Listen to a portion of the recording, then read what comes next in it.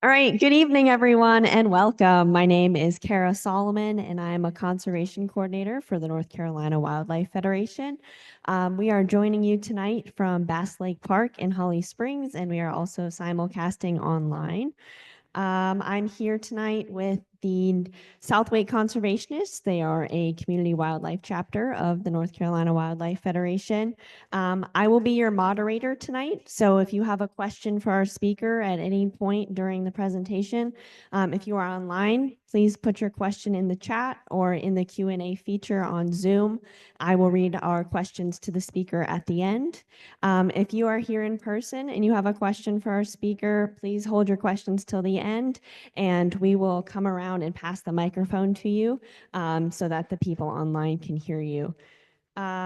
So I'm excited to be with you all tonight. We're looking forward to this presentation, and now I'm going to pass it on to the president of the Southway Conservationists, Monty Murray.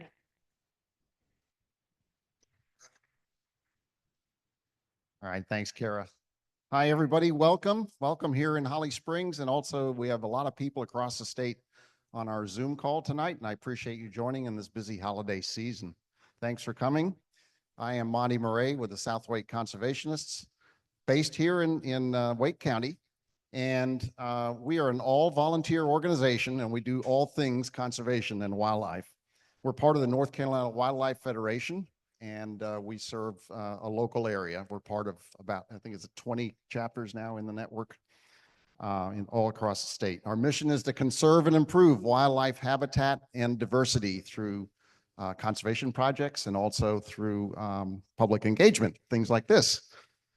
Check out our many different activities that we do. Those that are here, I know we have at least one new person here. There's a sort of a poster that shows the different activities we do, and we invite you to kind of watch our website and see the things that you might be interested in. We'd love to have you come.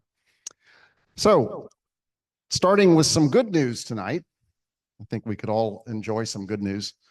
Denmark just passed legislation to plant 1 billion trees and convert 10% of their farmland in the country of Denmark into forest and natural habitats over the next 2 decades, which I think is just outstanding. Setting a good example for the rest of us. Another piece of good news in Minnesota, and this is something that I have a particular interest in because I was just canoeing up there a few months ago.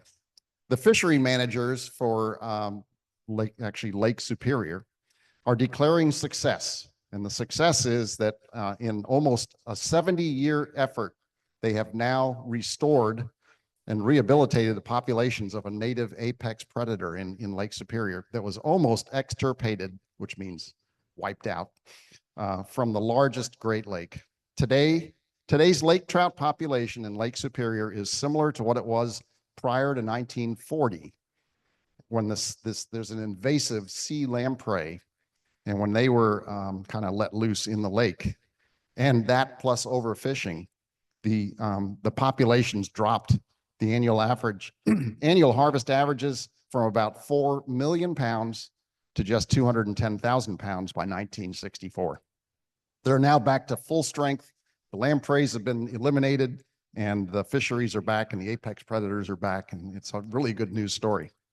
Unfortunately, here in North Carolina, in the North Carolina Sounds, Pamlico Sound in particular, we're now experiencing some extreme level of aquatic life degradation, and with destructive inshore shrimp trawling, destroying the sea bottoms and killing fish and other sea life. For every 4 pounds of discarded bycatch, which are things that you catch incidentally when you're trying to catch shrimp, for every 4 pounds, there's 4 pounds of bycatch that are lost, basically killed and destroyed, for every pound of shrimp. And that's estimated to be 10 million pounds of sea life that gets destroyed incidentally while shrimping, because they're shrimping inshore, dredging the bottom. So this is inshore shrimping. Fish populations are collapsing as a result. Spot, flounder, and croaker populations have declined 85 to 95% since 1997. And you probably saw the news that the flounder season was actually canceled this year. So join North Carolina Wildlife Federation's Save Our Sounds campaign and contact your representative.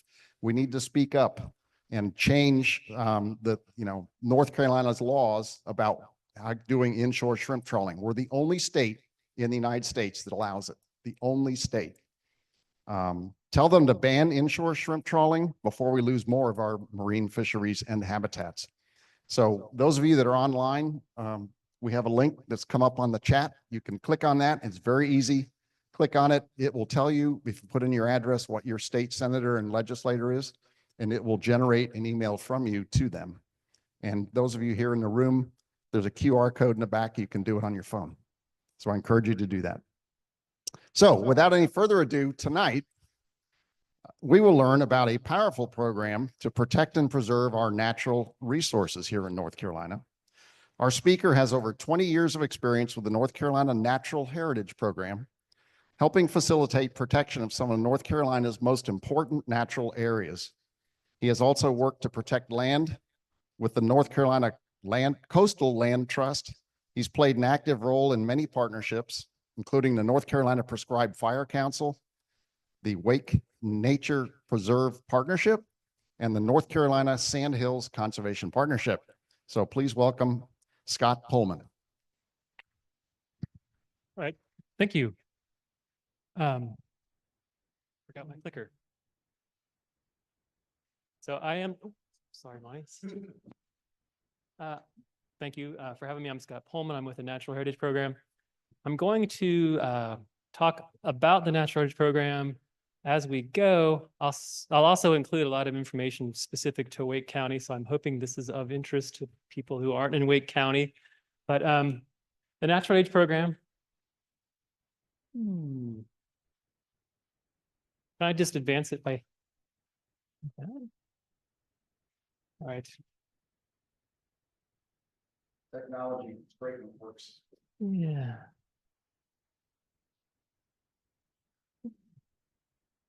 Well, while we're waiting, I'll try to get my thoughts in order. There we go. So oddly enough, the Natural Heritage Program is situated or located in downtown Raleigh. That's where most of us work. So it's kind of a contradiction, if you will, in that we work downtown Raleigh, and it's hard to envision sometimes that we live in one of the most biologically diverse and really one of the most wonderful states in the United States. And for those of us who commute, sometimes it's really hard to think about that. But oh, and in Wake County is the has the highest population of any county in North Carolina. NC State University is North Carolina's largest four-year college or university. By total enrollment, it has almost 27,000 students. One of those is 19 years old, and I'm very, very proud of her. She's doing great. North Carolina has a population that's distributed largely in the central part of the state. And this kind of sort of gets to what, is going to be the challenge for conservation in a place like Wake County, is that we are increasing in population. And this pattern is interesting. But it is a challenge, but it also is important to think about where we are in North Carolina, in the larger picture. North Carolina has some of the highest peaks east of the Mississippi River. We have over 50 peaks, 6,000 feet. Is there a way to remove that top bar? Any chance?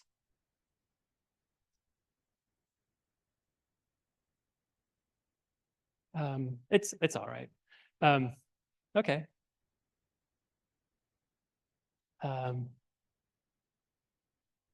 There we go.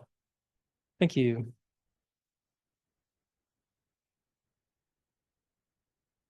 Now I've done it. I'm very demanding.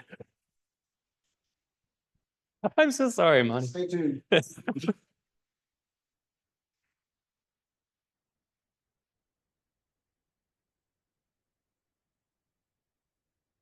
It worked.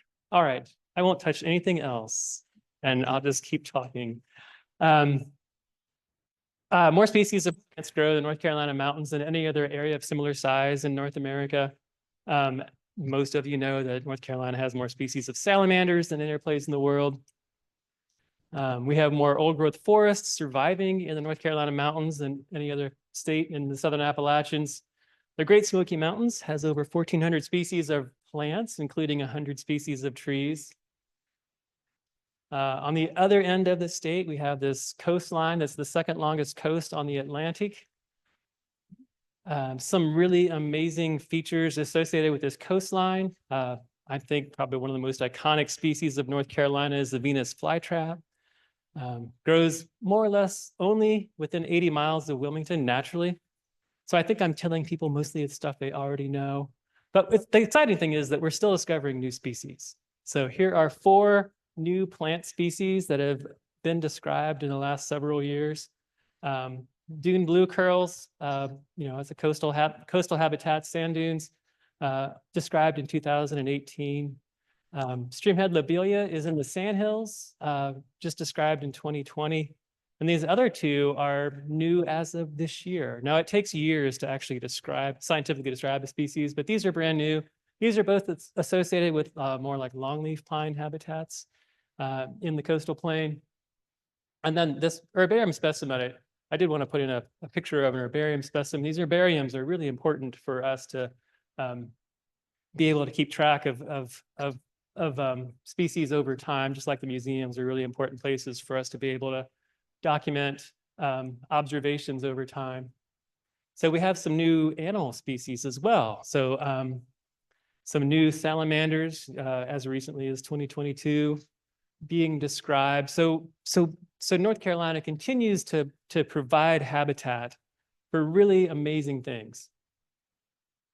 In North Carolina, we have over 4,000 species of plants. 33 are endemic to North Carolina. They only occur here and nowhere else in the world. There are about, well, the numbers are up there. About 1/5 of the plants are actually considered rare. And we track them in the Natural Heritage Program. And then I'm going to be referring to these G ranks quite a lot. And that is G for global. It's a shorthand, and it's a way for us to communicate how rare something is. So just real quick, and I'll go over this again, but G1 is very, very rare. And in this case, fewer than 5 populations known in the world. So we have 46 species of plants in North Carolina. There are very, very few populations of them. So, and one of the ones that's really interesting is this Oak Barrens Barber's buttons. This is a plant that only occurs in we know of it only in 2 places in the world. One of those is in North Carolina, and the other is in Virginia. Interestingly, this one was discovered by a former Natural Heritage Program biologist, Harry LeGrand, and it's actually named in his honor. Not the Oak Barrens, but the scientific name. So I have numbers for animals up here, but of course this is a very incomplete number because it's really just the larger animals, the birds and mammals and things like that. So it's a number, 4,500, but that's really, really undercounting the number of actual animals in North Carolina. You can see it's not including all of these, arthropods and many others. But, we still have a tremendously diverse fauna that we know of in terms of like 497 native birds, 110 native mammals. We are tracking right now 694 species of animals as rare. I'm going to start, maybe I should have said what I was going to do. I'm going to eventually start talking about the Natural Heritage Program, but I sort of wanted to set the stage talking about the natural heritage of North Carolina, and then I'll start talking about the Natural Heritage Program.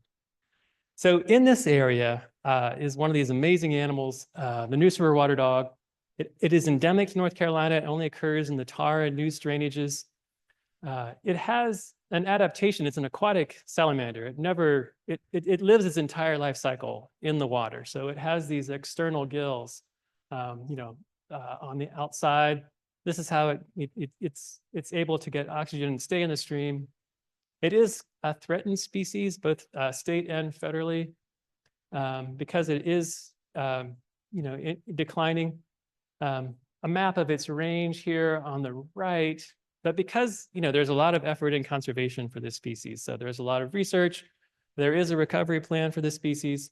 A lot of work both in habitat restoration and then also captive breeding of these animals to try and release them out into good quality habitats, especially if, corresponding with that habitat restoration.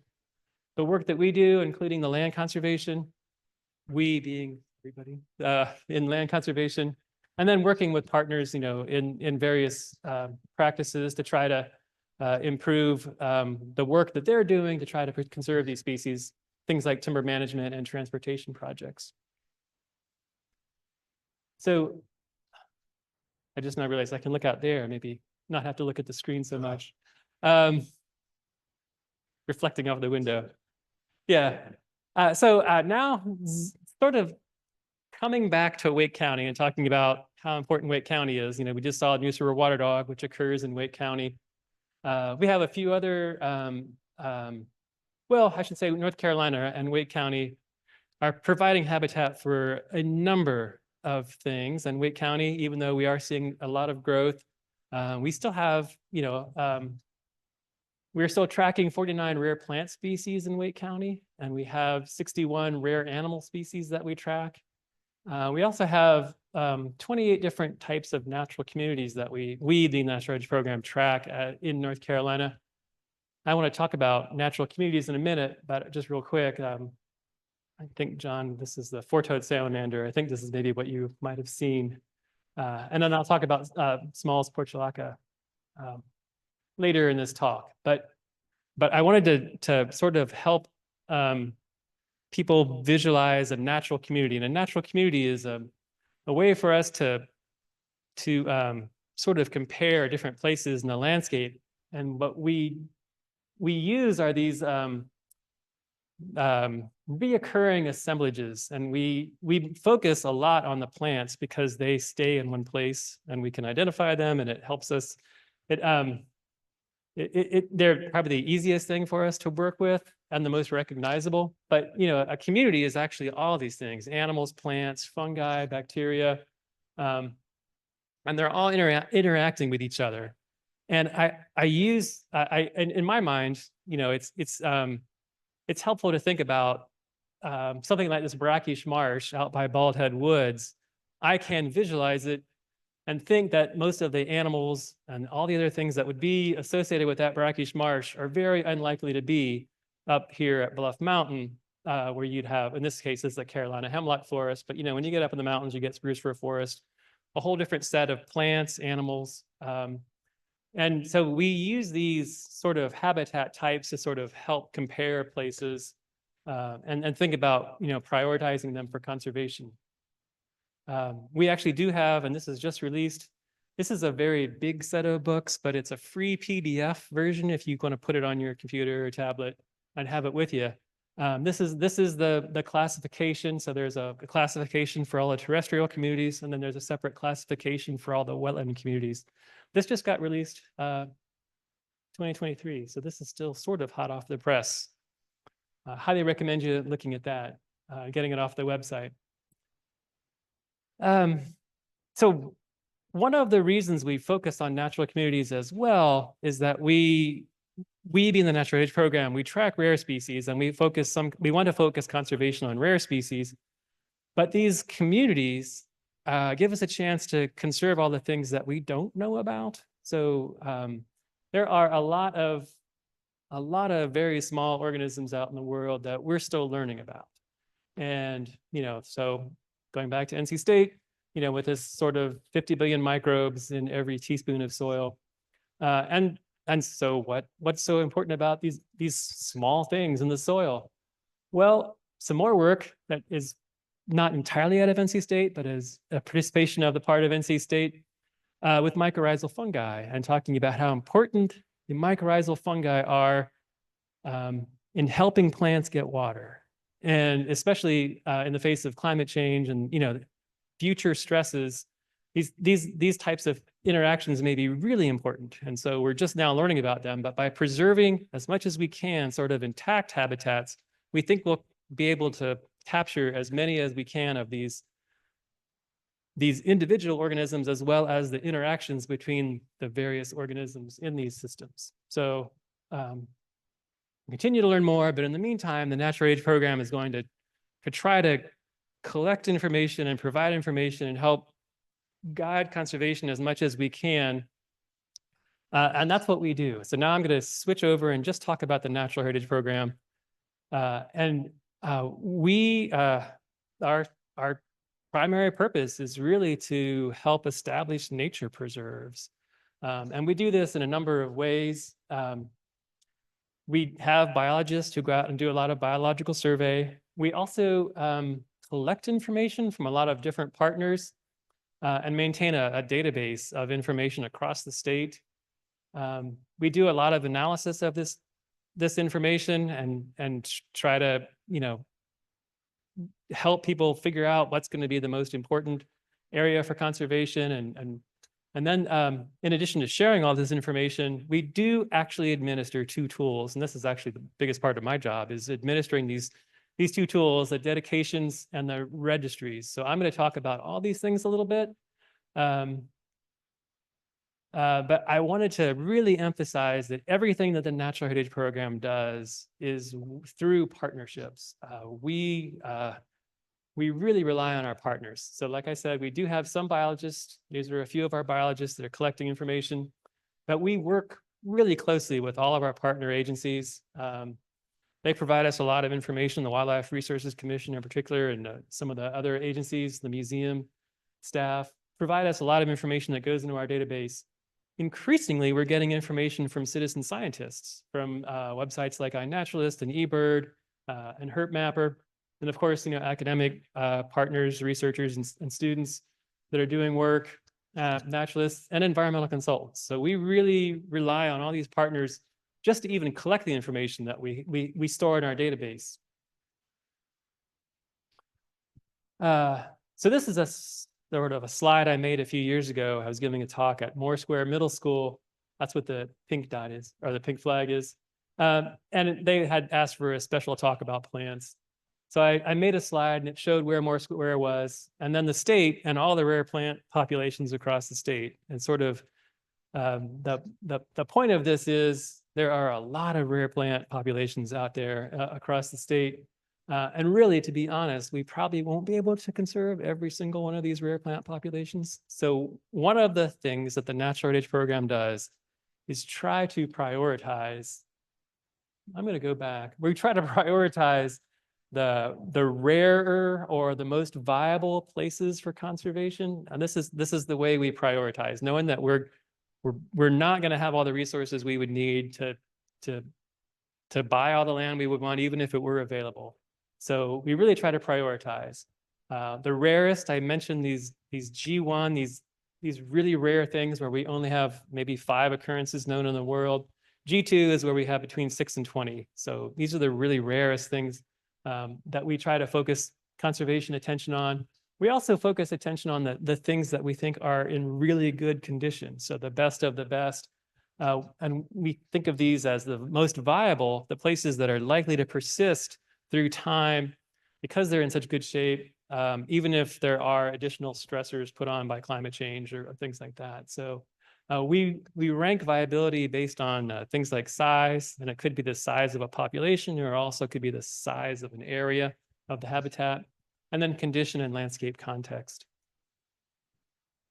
An example of some place that we're really excited about is the Black River, and it has these really old trees. I'm sure, again, people are familiar with the Black River.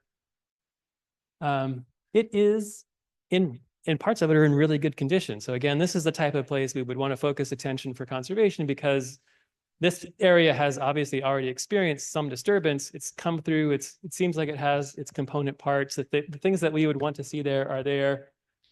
So we would try to focus attention on some place like this. Plus, it's absolutely beautiful. The places, oh, now I can go back. My slides are out of order, sorry.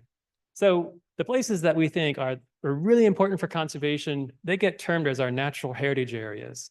And in this case, we think of a natural area as an area of land or water important for preservation of North Carolina's biodiversity. We really focus conservation attention on these. We really hope they can, at least some of them can become nature preserves. So now go forward. So here is a slide of the natural areas in North Carolina. See if I can do this. They are color coded. So the ones that are pink are the highest ranked. And then, orange is also very high. Then, sort of that green and blue, they're lower priority. A couple of patterns I think I would point out. So one of the patterns is on the coastal plain and in the mountains, you see some really large, extensive natural areas. In the Piedmont, not so much. And remember that population distribution I was talking about where, 9 of the 10 most populated counties in North Carolina are in the Piedmont. You just have so much more fragmentation in the Piedmont. What this is sort of, means is that we just, those places that are still in good shape are even more important. They're becoming little islands of biodiversity. The other thing I would point out about this map is that in the Piedmont, while you don't see very many of these very large natural areas, a lot of really important streams in the Piedmont. So I did say I was going to talk more about the Natural Heritage Program. We also do some county inventories. This is sort of a systematic approach to try and go out and find in a county what are some other really important places for conservation. In Wake County, we completed the last one in 2003. We're actually working on one right now in Chatham County. This is very exciting. It's going to be published in 2025. In the past, we've also been able to do some regional reports. So the Roanoke River was one that was more recent. There were 2 others that were a longer time ago. We'd love to do more of those. And then we also do some site-specific surveys like the Green Swamp and a lot of work with the national forests. Here's a couple of pages out of that Wake County inventory. So it was done in 2003. There's some notes on the funding for it. It was funded actually in part by Wake County. The county commission decided it was important to put money toward it. Triangle Land Conservancy raised money, and the Natural Heritage Trust Fund was a contributor as well to fund that inventory. So in Wake County, we have 51, it's backwards when I do it this way. It's 51 aquatic and terrestrial natural areas identified as priorities. They're showing up as green. Some of them are small enough at this scale that they really don't show up. So they're, represented by green dots instead. One of the really exciting things is that 45 of these have some protection on them. Now, not all of them are protected, but some of them have some protection on them. I am going to talk about 3 of them sort of in detail, just to give you a little bit of a taste for them. Little River, which is an aquatic habitat, Swift Creek, which is also an aquatic habitat, and the Middle Creek floodplain. So the Little River aquatic habitat is in Northeast Wake County. It starts in Franklin County, actually, and then it continues on through Johnston County and into Nash County. But Wake County has a significant chunk of it. It is a critical habitat. It's already been identified as a Fish and Wildlife Service critical habitat for 2 species that are federally listed. Atlantic pigtoe and the Neuse River water dog. And a lot of these animals have some really interesting common names. So if you don't recognize any of these, please let me know. There are also populations of other federally listed species like dwarf wedge mussel and tar river spiny mussel in the Little River. They just don't have critical habitat designations yet. Historically, it had Carolina mad tom, which is a fish.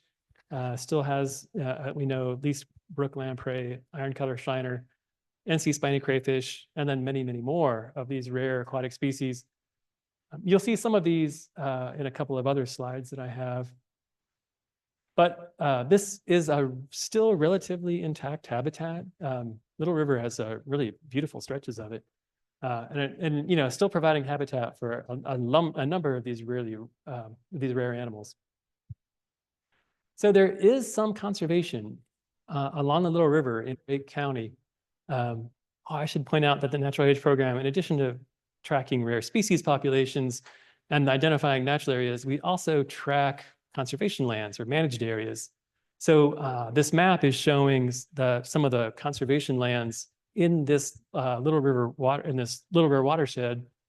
The areas that are hollow, those are conservation easements, and then the hatching are lands that are owned in fee. So, and then those are color coded. I didn't have all this information up here, but In this case, you might recognize Sandy Pines Preserve. This is a Wake County preserve, and this is the Robertson Mill Pond Preserve.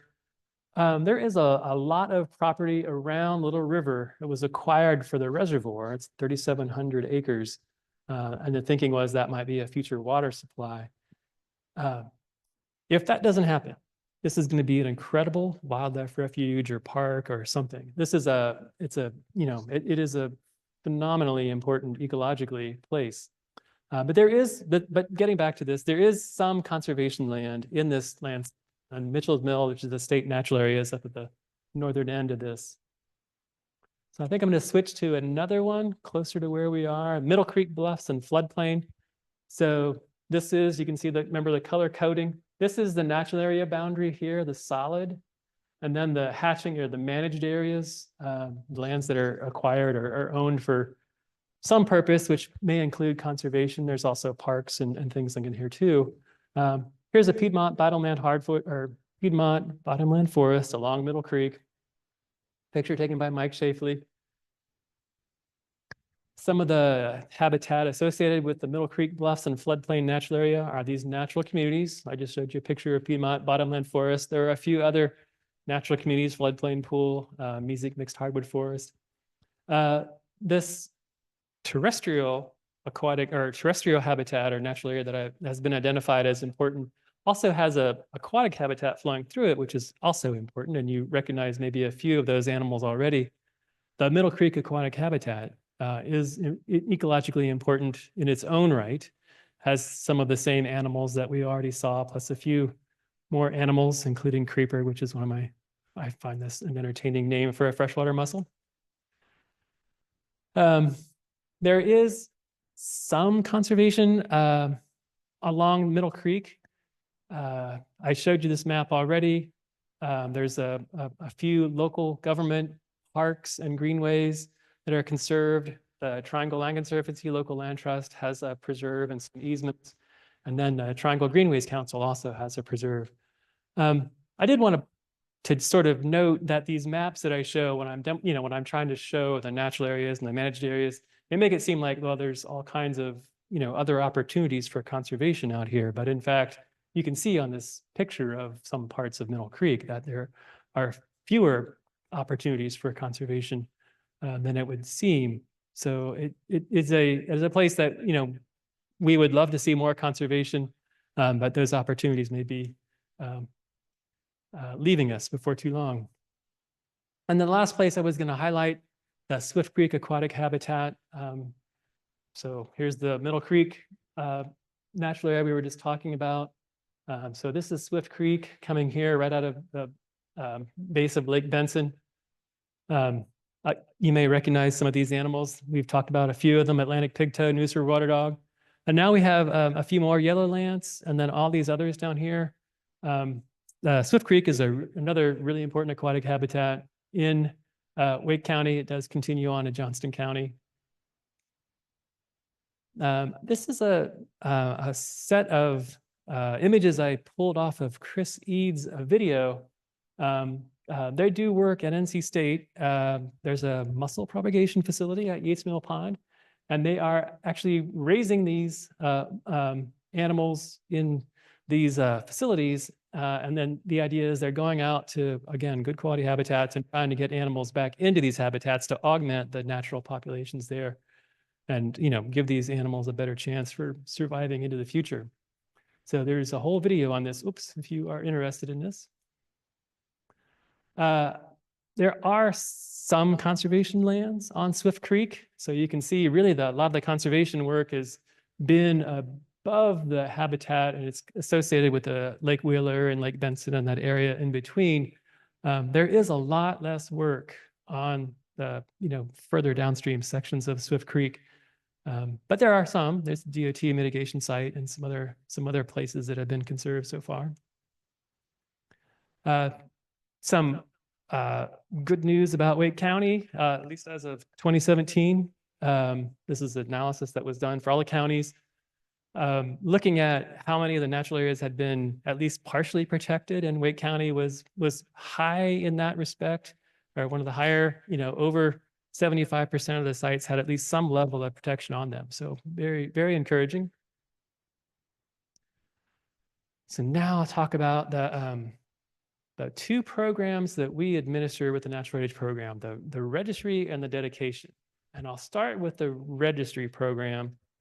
This is a voluntary, non-binding program, and it's an agreement between the landowner and our department to protect a site for those natural resource values. It can be rescinded by either party, and it automatically lapses, so it's not a permanent form of protection, but it is a program that a tool that we use with some partners, maybe as a starting point, but like for our federal partners, we can't hold an easement on most of our land that belongs to federal partners. So we use the registry a lot with federal lands. Looking at some existing registries. This is, again, John asked this question before we started. Some existing registries in Wake County. Robertson Mill Pond, which is a Wake County property. It's a preserve. Then there are two in Falls Lake on the project, the Army Corps of Engineers project at Falls Lake. I mentioned Mitchell Mill State Natural Area, which is owned by the North Carolina State Parks. Hemlock Bluffs, Town of Cary is a registry. Temple Rock, Triangle Land Conservancy Preserve. And then not too far downstream in Middle Creek, there's the new Beach Bluffs Park, or what used to be Southeast Regional Park. We have a proposed registry agreement there, and then one at Jordan Lake as well. This is a picture of the Buffalo Creek below the actual dam at Robertson Pond. I don't know if everyone knows that it looks like this there, but it's a fabulous place in Wake County. And then this is it's the area right around Mitchell Mill, but this is not technically on the state natural area. This is some adjacent private land. These granitic flat rocks are really sensitive to a lot of trampling. So this does not get a lot of people walking on it. And as a result, you get these sort of mats of moss and all the lichens and everything. And those are pretty sensitive to trampling. And once they get walked on and they take a long time to recover. But those little areas, and I'll show another picture later on, those areas with that thin layer of soil are actually really important. And some of the rare plants that we have are associated with those thin soil layers in these granitic flat rocks. Some other examples of registry statewide. Federal land, I mentioned the Great Smoky Mountains. It's one of our biggest registries. We have, I wish I had, my notes did not make it with me tonight, but we have, I shouldn't try to make up numbers. We have a lot of these registry agreements, hundreds on about 750,000 acres. But when you have something like the Smokies, that quickly adds up. Some of the national forest land, wildlife refuges. Some examples on the Rocky River, which is over in Chatham and Lee County.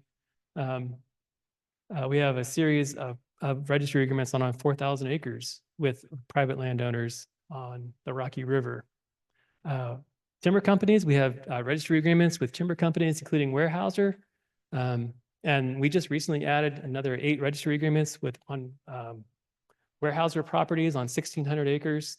And they're managing those areas for the habitat that's there. And then one of the ones that's interesting in Cumberland County, Bonnie Doon Watershed. This is the drinking water supply watershed for Fayetteville. It has this old growth longleaf pine forest on it, and it's a registry, and we're actually working on a permanent protection of that as we move forward. But so we have some really interesting registry agreements. Those again are temporary, non-binding. The dedication is the other tool, and it is designed to be permanent, much like a conservation easement. The agreement is attached to the land, so even if the property is transferred, the agreement goes with the property. It requires approval by Council of State and the governor. And there are management rules that go along with these dedication agreements. One of the examples of a dedication is Swift Creek Bluffs, Triangle Land Conservancy Preserve. I have Umstead State Park up here. Not all of Umstead Park is a dedicated nature preserve. Portions of it, a lot of it is a dedicated nature preserve. And then one I'm going to highlight in a little bit is this Walnut Creek Wetlands dedication, which is one of our more recent dedications in Wake County. But before I do, we're working on a few others right now that I'm pretty excited about.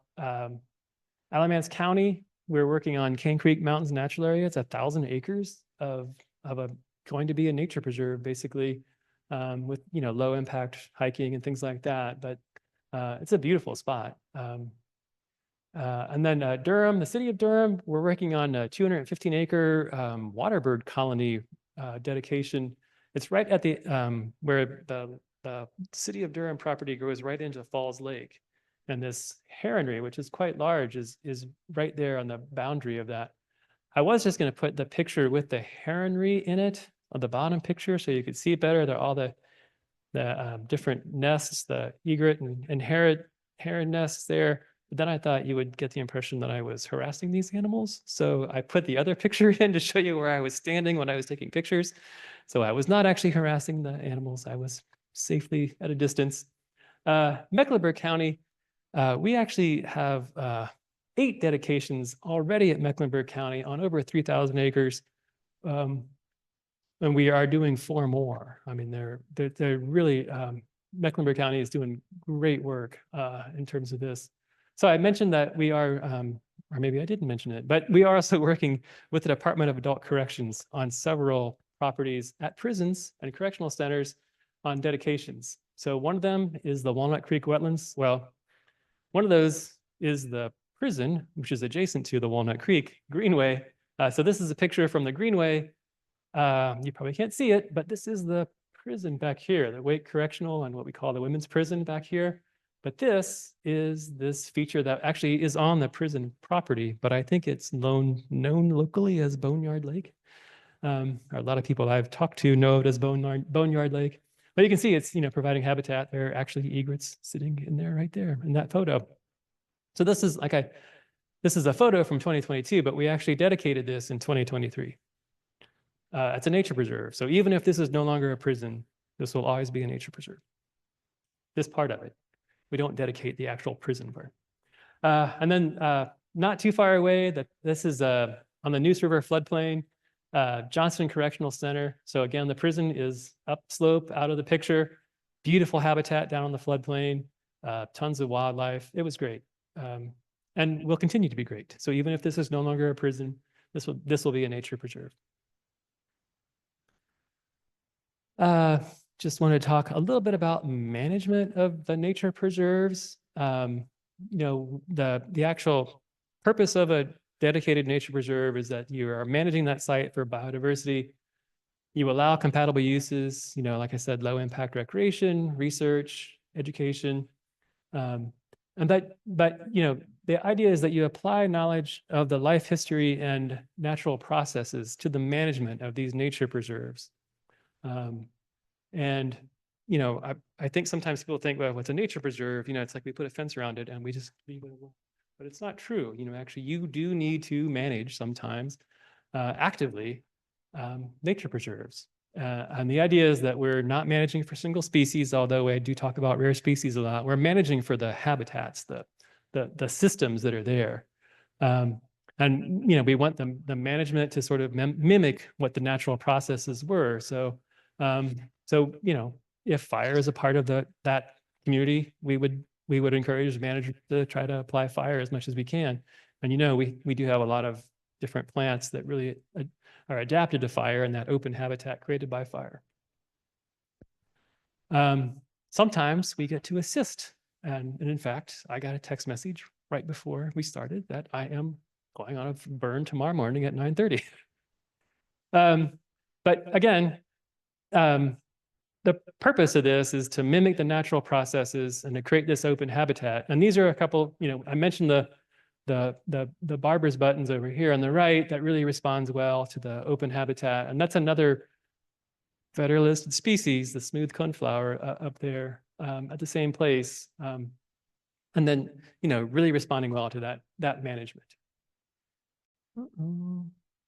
So another management, and I was pleased to see that this is something that you all are very interested in as well, is taking controlling invasive species or non-native species. And I know it seems like sometimes a very, very challenging task. It's something that's almost intractable. It's very large. But I really get excited when I see programs like the bounty on the Bradford pear. I don't know if everyone remembers this, but the idea was that if you provided evidence, I guess, of the tree that you killed, the Bradford pear, that they would be replaced. You would get a native tree to take its place. So you would, the idea was, and the response, and this is in Greensboro, but the response was so positive they ran out of trees. People were so excited about this. So to me, this is really exciting, and this helps the natural areas as well, because if we have fewer of these non-native species out on the landscape, there's less chance they're going to come in and start, working into the natural areas. So, so I'm really excited about this. And of course, I'm really excited about native species as well, because they're so beautiful. This is a plant that I love. This is a picture right from my front yard. Butterfly milkweed, love this plant. And of course, it's really important for native species as well, including the monarch. All right, so now I'm going to talk about Wake County. And I'm really sorry for everyone that's not in Wake County. But I'm going to do it by using the Natural Heritage Program's website. So you can also go through this and learn all this stuff if you would like. So this is our landing page. And if you come to our landing page and you wanted to learn more about species or communities in your county, you would open this up and type in Wake County. And you would get a list of all the things in Wake County that we track. And so I don't have the top row here, but you can see on the left, taxonomic group, there are plants, there are freshwater bivalves, butterfly, amphibian, bird, scientific name, common name, state status, federal status. So you can see like the dwarf wedge mussel is both state and federally endangered. Then there are these S ranks and G ranks. Remember, G1 and G2 are the most rare things. G5 is globally secure. So there's plenty of this in the world that we think it's secure. We don't have to worry about it being extinct. But you can see S1, it means it's very rare in North Carolina. We only have a handful of occurrences in North Carolina. So this helps you understand, I hope, a little bit about the way we think about status and things like that, these different things. I'm going to highlight one animal on here, the eastern tiger salamander, because it is, I think, one of the most charismatic of our rare species. Really helps me tell a story. But this is a great story anyway. I don't know if everyone heard this, but in northern Moore County, I want to say maybe starting last year, there was a citizen science observation, tiger salamander. All the experts were like surprised. They had no idea that maybe there would be something they should be concerned about in this part of the county. So they went out, got permission from the landowner. Sure enough, in this pond on this private property, tiger salamanders. It happened to be adjacent to a piece of property that was already in conservation by the local land trust. So the local land trust, the landowner was getting nervous because he thought, oh no, I've got rare species. And the local land trust came out. He was happy to sell the pond. It's now also conserved. So this is a great story to me. So I'm happy to tell this story and get a picture of the tiger salamander as well. Maybe I should point out, when you're here, you can click on the name of the animal or plant, and it'll take you to a map like this. And this will show you, this will give you more information. So it'll show you the counties where we have records of the animal or plant. It'll also give you information about the habitat and the status, whether it's state threatened in this case, G2 or S2, G5, the habitat, things like that. So that's the eastern tiger salamander. Another interesting Wake County rare species, big leaf magnolia. Have people seen this at Lake Johnson? All right. You can see the distribution in North Carolina is really odd. It's in Wake County, then we don't have it for a ways, and it's over in Lincoln County. The most populations are actually in Gaston County, and I don't have the exact numbers in my head, but it's something like, of the 20 populations in North Carolina, 16 of them are in Gaston County. This is a really interesting plant. It's like the largest flower in Eastern North America. Each one of these white petals is about 7 inches long. So when this flower opens up, it's over a foot wide. It's impressive. And the leaves, I mean, it's impressive. All right. So on the other end of the size spectrum, Virginia least trillium, we have very, very few populations of this in North Carolina. It's appropriately named because it is very tiny. Most of our trilliums, if you've seen them, they're like a foot tall. They really get your attention in the spring. This one is very easily overlooked, but people have been looking for it. And it just is not very common. And you can see it's in very few counties.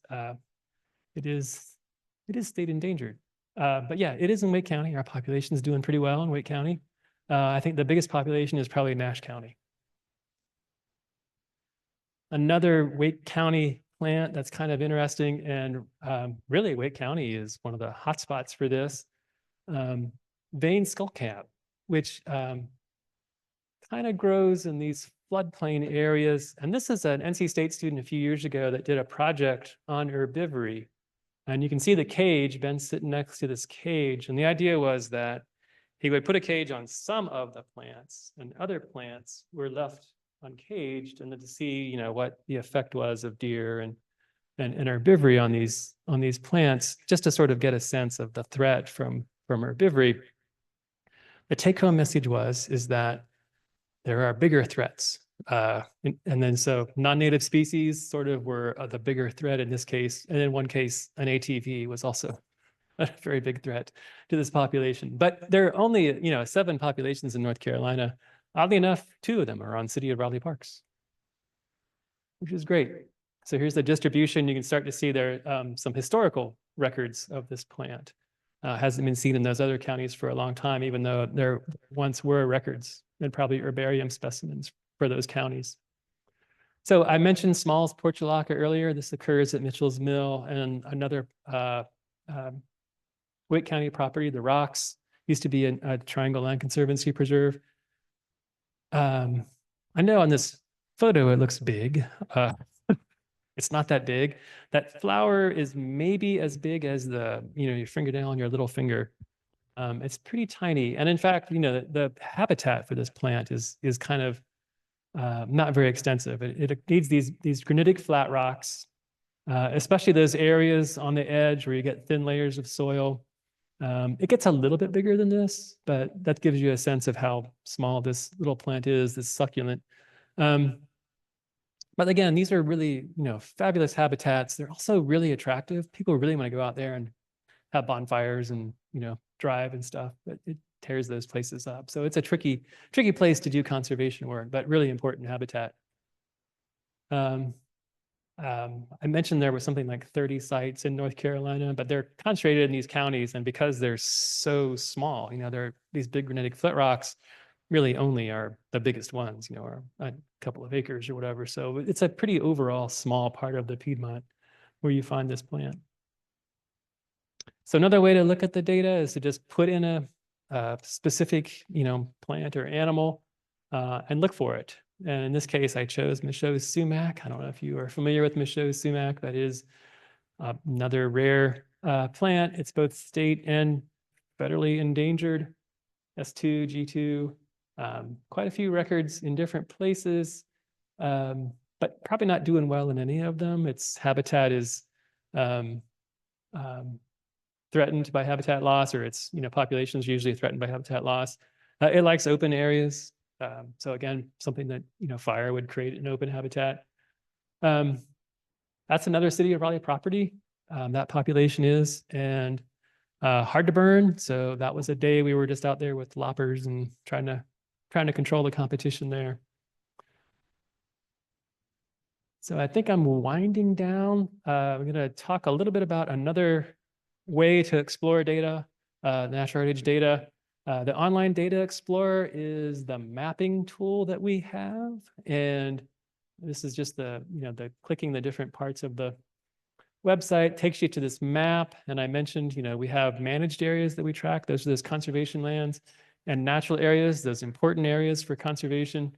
So you turn on those layers and you can get information about both the natural areas and the managed areas.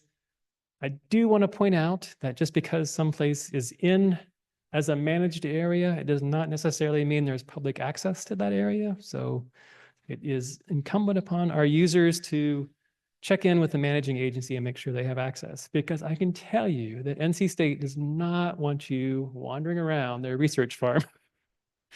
There's anyway, they're very protective of it. But that is Yates Mill Pond down there. So real quick, some recent and ongoing projects that the Natural Heritage Program is working on. Some status surveys, 2 for the Fish and Wildlife Service. There's a picture of the report for the Carolina hemlock over there. Also mountain purple pitcher plant. Did a project for ginseng to sort of collect information. It's not necessarily going to be an endangered species or a listed species, but it's just the idea of being able to collect all that information that we had already for ginseng and sort of seeing how the populations are doing. I mentioned the Chatham County inventory. The original inventory was published in 1992, so it is out of date. It's great to get it published or updated. The county is actually, putting forward the money to do this. It's important for them as as they're preparing to grow a lot, and they are making sure they're trying to make sure they protect the most important places as they do grow. And we're working on a big peatlands inventory in the Alomar Pamlico area. A very compressed timeline. It's going to be done. It's going to be done in 2025. Getting ready to complete the rare plant and animal list. This is every other year. There's a big effort to work with all the folks that are doing work and making sure that we're tracking the things that really are rare. And if there are things that we think are secure now that they no longer need to be tracked as rare, we remove them from the list. So those will be published either late December or early January. And those are free. You're welcome to get those off the internet. Some tasks are coming to us from the Executive Order 305, working on those. And then the most exciting thing is that we have 2 new staff members. We have a new Eastern Regional Field Biologist and a pollinator biologist. And that is great, increasing our capacity and helping partners. So concluding slides, the Natural Heritage Program, sort of our founding date is 1976. When the population of North Carolina was a lot lower. A lot has changed since that time, including this increase in population. And again, you can see where the population is projected to continue to grow. It's that Piedmont area. I'm not sure exactly why the Roanoke River is losing people, but that's what these colors are indicating. The green, where we anticipate population growth, the red where population is anticipated to decrease. And this is a graph that shows how the growth is occurring. So in the 50s, most of the population growth in North Carolina was natural, just increasing the size of families.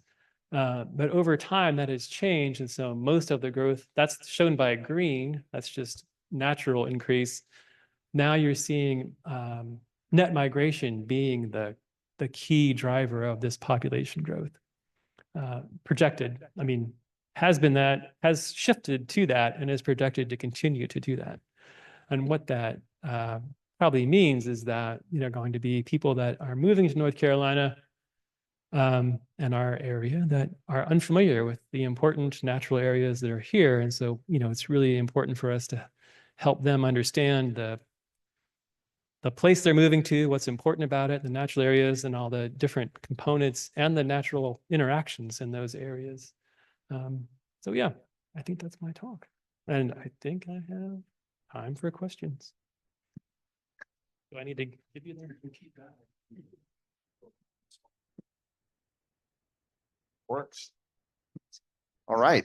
Thank you, Scott. And we can open it up for questions now. Anybody in the room has a question? We do ask you use the microphone. I know we can hear each other in here, but this allows people on the Zoom call to hear you as well. So any questions here? And then on the web, if you have any questions, Kara can field those in the chat or the Q&A. Wait.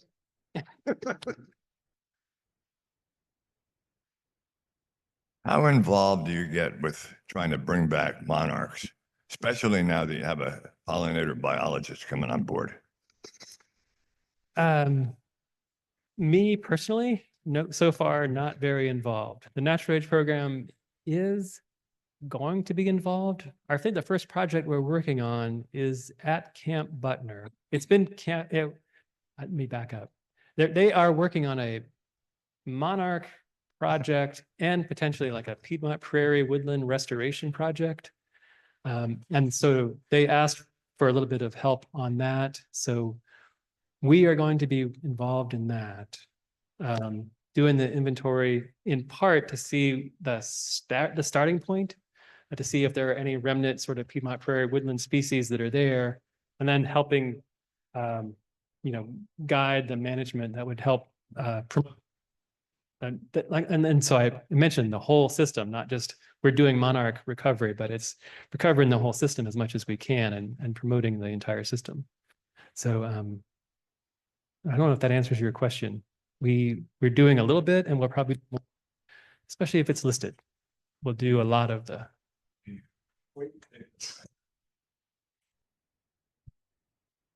Take a look at all the different sections of your organization, of groups you work with, and are they pretty well independent in terms of coming up with programs, or is it all uniform?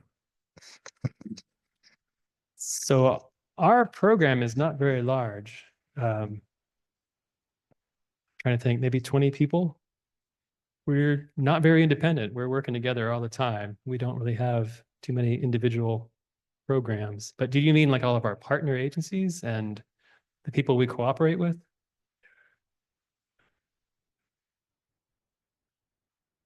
Like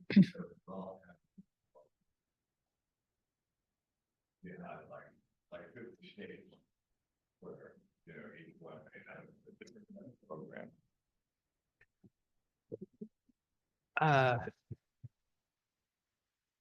Well, so we partner with a lot of different partners. So I mentioned, some examples of counties that we work with: Mecklenburg County, Alamance County, City of Durham. So those are individual partners. There's not really a top down. We just work with whoever wants to work with us. And the same for the state agencies. They are doing their own thing. There are a lot of biologists. There's several herpetologists of the Wildlife Resources Commission. They have all the fish biologists. They're collecting information all the time on their own, and they'll share that information with us.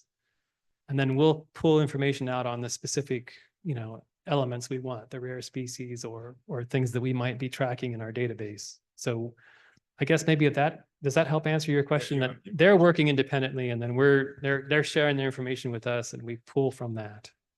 Okay. Okay. If you explain the question long enough, I'll finally catch up to it. I actually have a question, if I may, and then I think we maybe have something online. You showed different organizations that you partner with, some of which, or at least one of which, was a for-profit company, Weyerhaeuser. Yeah. So I'm curious, what are they doing with the land that they're conserving? So it really depends on the elements that are there. So there are some of those that are swamps or places where they really couldn't do much in terms of, they wouldn't be able to do traditional timber management, planting plantations, growing them for 30 years, whatever, with the thinning and then doing a final harvest and replanting them. Those sites aren't really, they're not good sites for that kind of effort. So some of those they're not doing anything with. They're places they would be leaving alone anyway. But a few of them, and the one I'm thinking of, there's a plant, I'm blanking on the name. I can only think of the scientific name, Solidago villosa carpa. Weyerhaeuser owns 2 of the 7 known populations in the world.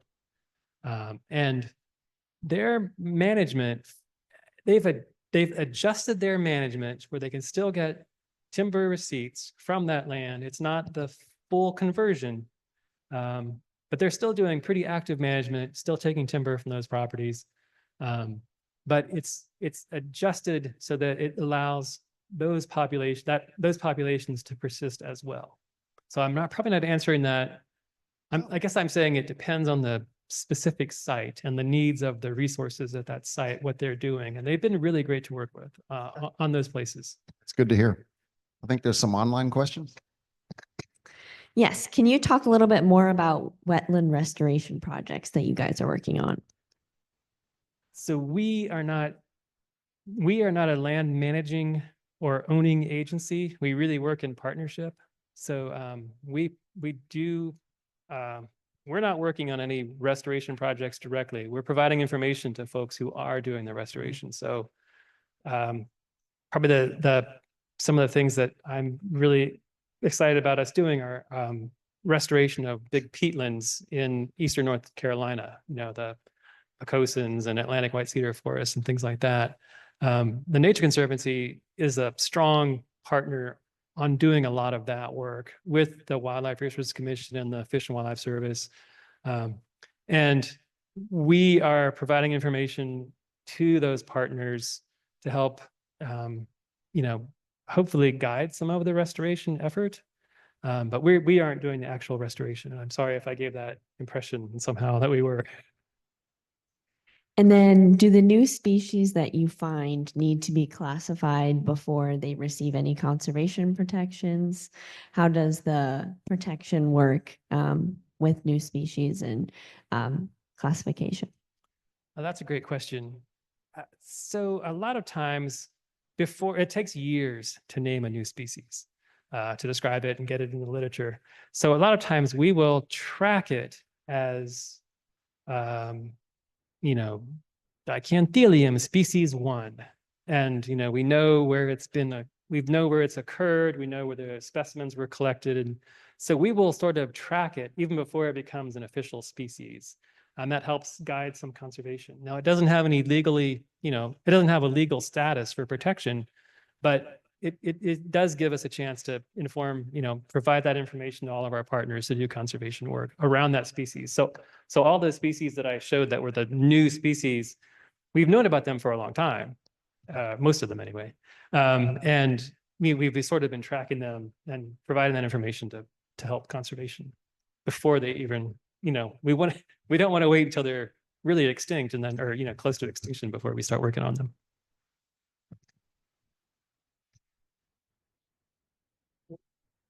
On one of your slides, it said that, these are my words, but the people that own the land and your organization, either one can withdraw their agreement at any time. Why would you devote all the resources, money, people, working on your projects, restoration of species, whatever, if at any time this land could be taken back from? So we use this as a way of acknowledging that a place is important for conservation. And we hope that all those areas get some form of permanent protection, but maybe it's a way for us to track and make sure that people are aware of how important some place is. So there's not, conservation is voluntary. They're not being given any money for that. That's entirely voluntary on their part. So the time would be mostly on our end, trying to work with them and come up with an agreement and get it through the whole process.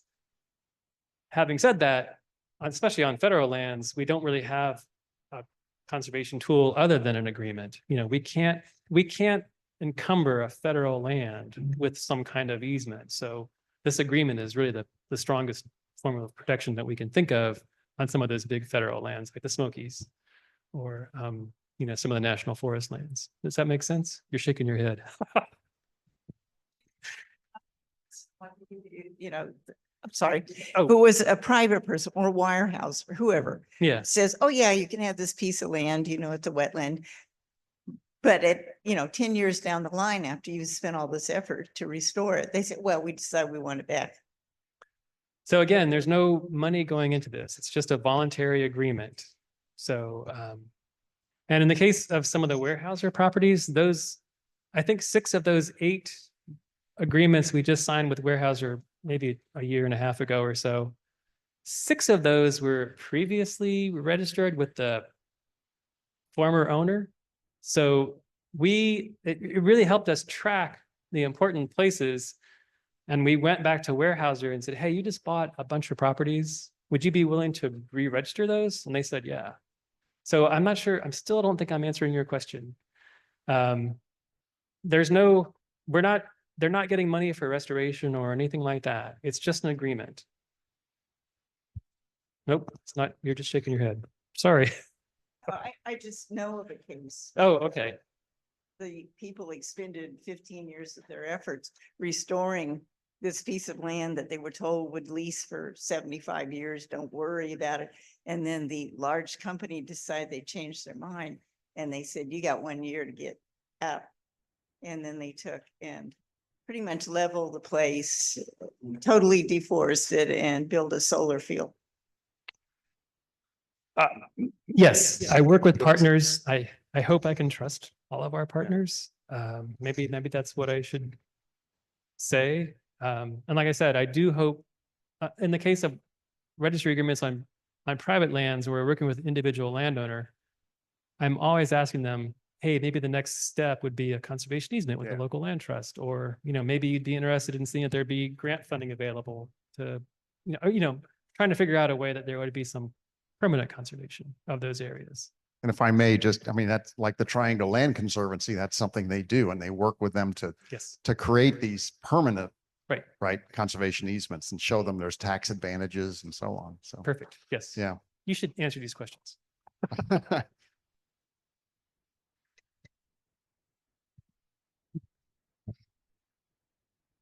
You had mentioned Hilltop Needmore, and I go there quite a bit. Now, they apparently they're engaged in one of these programs, but how exactly does that work? Do they have individuals, possibly volunteers, who go and take inventories of the wildlife, or how does that work?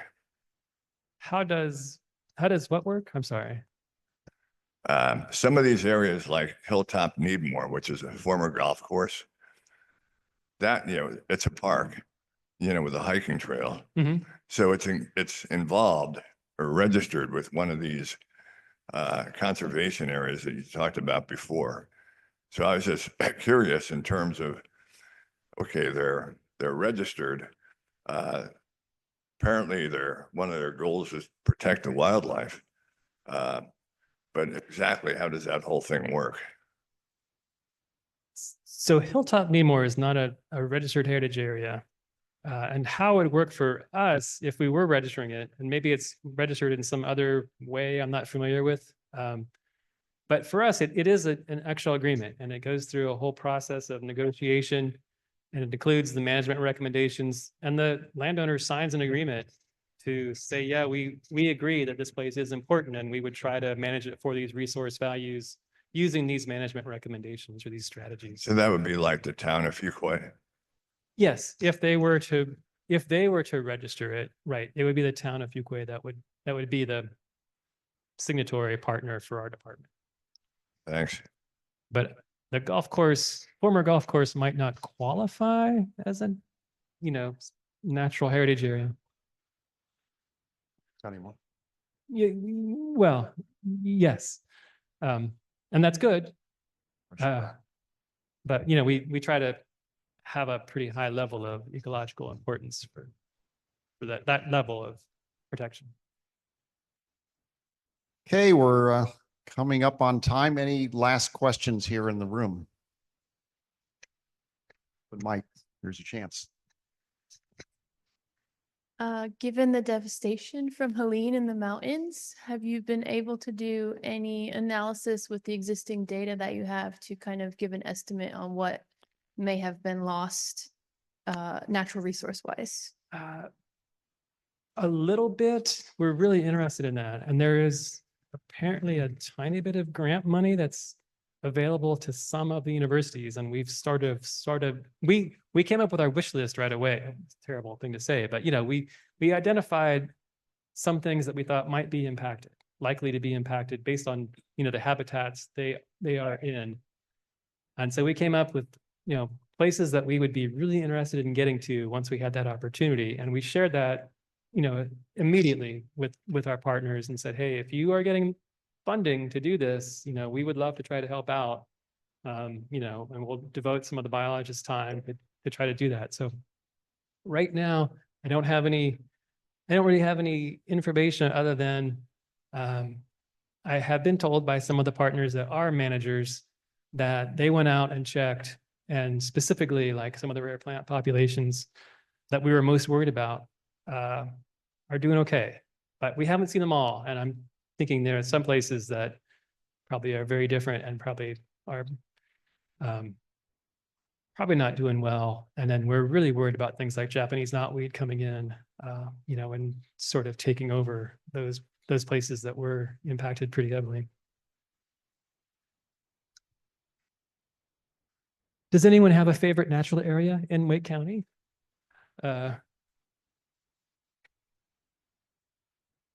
Yes. Hemlock Bluffs. Walnut Creek. Excellent. I don't know. That's a Wake County question. I can find out. Hopefully soon. Yeah. Okay. Well, thanks. All right.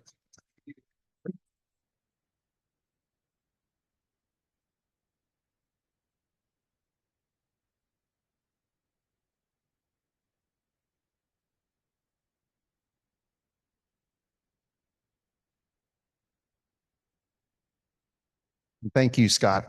First of all, thank you for sharing this incredible resource with us.